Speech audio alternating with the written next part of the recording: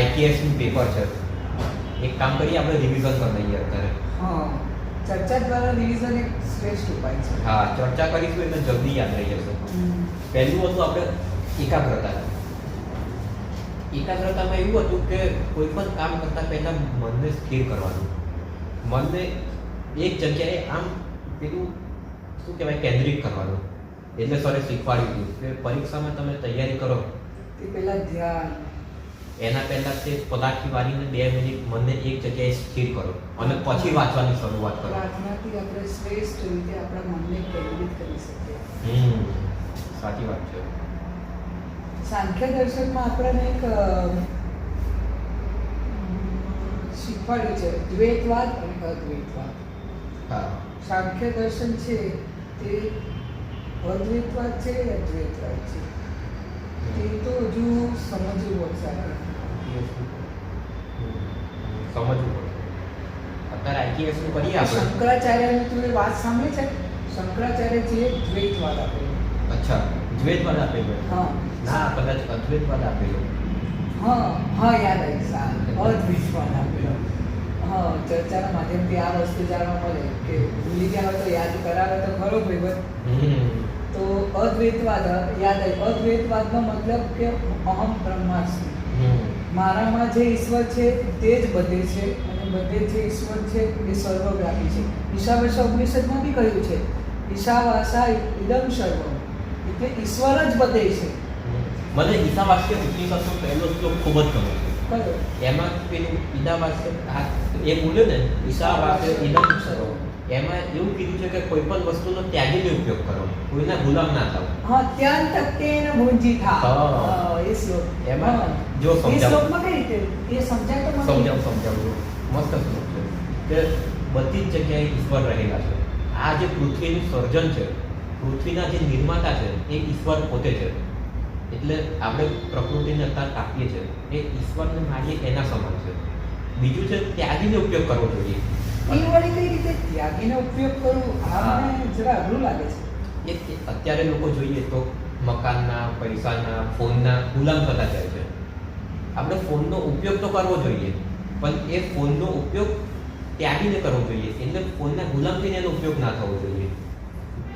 એનો ઉપયોગ પૂરતો, જરૂર પૂરતો ઉપયોગ કરવો જોઈએ. હવે મકાનમાં તું સારા મકાનમાં રહે છે તો એ તું મકાનનો ગુલામ થઈ ગયો. હવે તું મકાનની જગ્યાએ તારે ઝૂંપડપટ્ટીમાં રહેવાનું થાય તો તારે તકલીફ ના પડવી જોઈએ. તે ના રહેવાય યાર. ના, તો તે ત્યાગીનો ઉપયોગ કરે એવું ના કહેવાય. ઈશાવાસ્યમાં લખેલું છે ત્યાં પ્રત્યેક ગુંજીતા, એનો મતલબ આ થયો. મસ્ત સમજાવ્યું ભાઈ. એક બીજી બી વાત છે પૂર્ણવાદની, જે વાત કરે છે ઈશાવાસ્યમાં, એ મને બી બહુ સ્પર્શી. એ શું છે? જે પૂર્ણ છે, આપણે પણ પૂર્ણ છીએ, આ સૃષ્ટિ પણ પૂર્ણ છે, બ્રહ્માંડ આખું પૂર્ણ છે. પૂર્ણમાંથી જ પૂર્ણનો પ્રાગટ્ય થાય. અચ્છા. એટલે જે પૂર્ણ હોય ને એનામાંથી જ બધી વસ્તુ બને. હવે પૂર્ણમાંથી ચૈતન્ય વસ્તુ બી બને છે અને અચૈતન્ય વસ્તુ બી બને છે. ચૈતન્ય એટલે આપણા જેવા. આ સૃષ્ટિમાંથી આપણે પણ આવ્યા છીએ અને સૃષ્ટિનું નિર્માણ બી થયું છે એવું. એટલે ચૈતન્યમાંથી ચૈતન્ય પ્રગટ થઈ શકે, અચૈતન્યમાંથી કશું પ્રગટ નથી થતું. આ પાછી કેવી વળી વાત છે. તને પેલી આત્મા અને શરીરની વાત ખબર છે? ના. કે અત્યારે લોકો જોઈએ તો બાહ્ય દેખાવા પર વધારે ધ્યાન આપે છે. બાહ્ય દેખાવ, હેન્ડસમ, બધાને હેન્ડસમ છોકરા, છોકરી ગોરી જોઈએ છે, એવા બધા. પણ આપણું શરીર શું છે?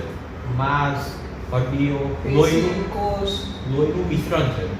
આપણે એને જ પ્રેમ કરીએ છીએ, પણ આપણે શુદ્ધ કોને કરવાનો છે?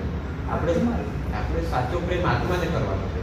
અત્યારે જો આ વાગ્યું કરે તો તું શું કરે? અરે મને વાગ્યું. એની જગ્યાએ એવું બોલવાનું, અલા આ તો મારા શરીરને વાગ્યું છે, હું શરીર નથી, હું આત્મા છું. એ તો સાચું જ્ઞાન છે.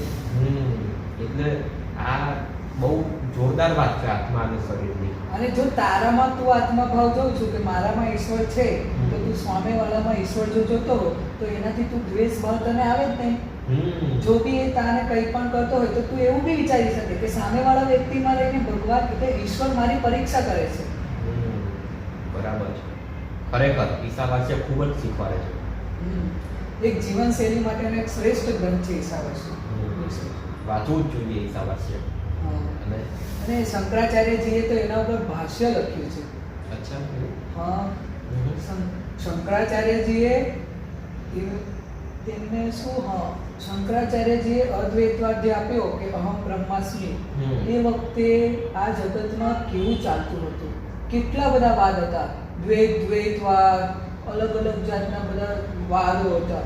એને ભગવાન મૂર્તિમાં તો માનતા જ હતા બધા, પણ પોતાને અને માણસોના વચ્ચે એટલો ભેદભાવ, માનવીય મૂલ્યો નતા, માનવતાની દ્રષ્ટિ કોઈમાં નથી.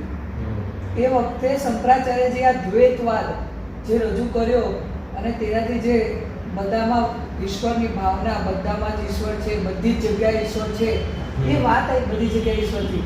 તો એ પ્રહલાદજીનું સ્ટોરી સાંભળી છે આપણે? એ નથી સાંભળી. બધી નવી નવી વાતો લઈને આવે છે. હા, હિરણ્યકશ્યપ એક રાજા હતા. હા, એ તો સાંભળી. એના જે પુત્ર હતો પ્રહલાદ, એ રાક્ષસ હતો.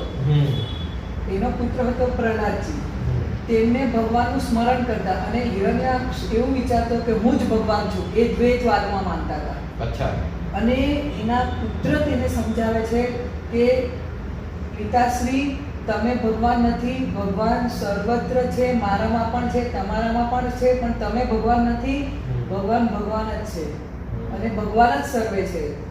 તો જે હિરણ્યાક્ષને જે અહમ આવ્યો હતો ને, એના માટે એમને કીધું હતું કે આ અગ્નિનો સ્તંભ છે, અહીંયા તારો ભગવાન છે, બતાય મને. તો તેમને કીધું હા છે ને, તો એને પ્રગટ કર. તો એ અગ્નિના સ્તંભને જ્યારે સૈનિકોને કહીને તોડવાનું કહે છે, ત્યારે નરસિંહમાં અવતાર થાય છે. ત્યારે ત્યાંથી ભગવાન પ્રગટ થાય છે.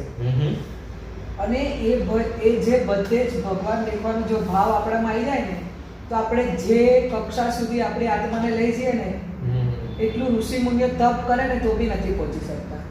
આ બધું ઈશાવાસ્ય ઉપનિષદ છે. હા, ઈશાવાસ્ય ઉપનિષદમાં બધું જ જોવાય છે. ઈશાવાસ્ય ઉપનિષદમાં આપણને બહુ જ બધું શીખવાડે છે, જીવન શૈલી આખી પૂરી. આ બધું મારે કરવું પડશે. ચલો, કાલના પેપર માટે બેસ્ટ ઓફ લક. મળીએ. તૈયાર કરીને આવજે. યસ.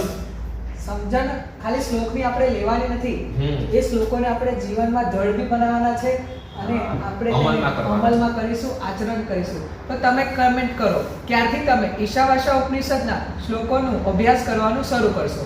ફક્ત અભ્યાસ કરવાનું જ નહીં, પણ એને જીવનમાં ઉતારવાનું પણ શરૂ કરશો. જય હિન્દ, જય ભારત.